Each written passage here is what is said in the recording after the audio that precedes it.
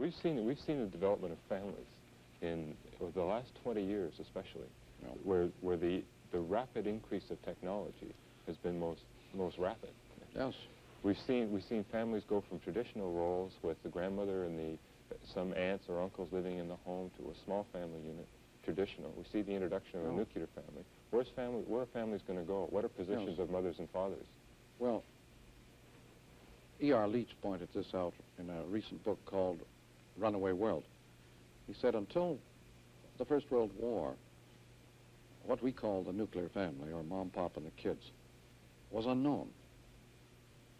That only the railway and acceleration of movement made it possible for uncles, cousins, aunts, and nephews, nieces, and so on to leave the very area in which they were born. Mm-hmm. And so it's that recent. What we call the modern family is a very recent event, and it's gone. The jet makes it possible for all members of a family to get together from all over the globe at any time.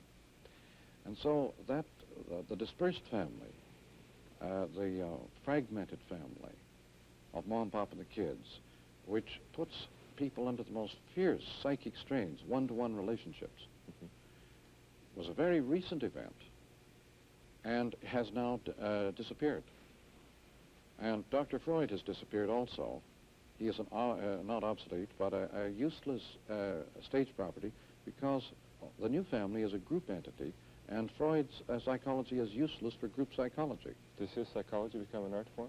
His psychology is now an art form, belongs to the history of culture, and his psychology was for private problems. Mm-hmm. And the private family, in the sense of mere nuclear mom, pop, and kids, is finished, and communities are coming back.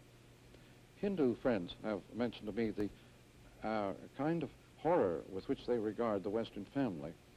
They don't understand, they say, how it's possible for people to endure the psychic strains of these one-to-one relationships.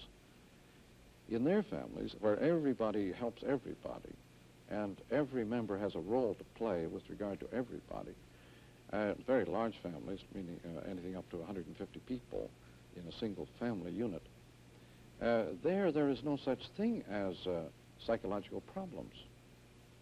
Mm-hmm. Ashley Montague mentioned the other day, he said in pre-literate societies, there is not only no such thing as retardation. It's absolutely impossible, he said, to have it, except in very specialized communities. There is also no such thing as insanity. Mm-hmm. This is only possible when you have very highly specialized categories and classifications, such as you have in our rather broken down bureaucratic way.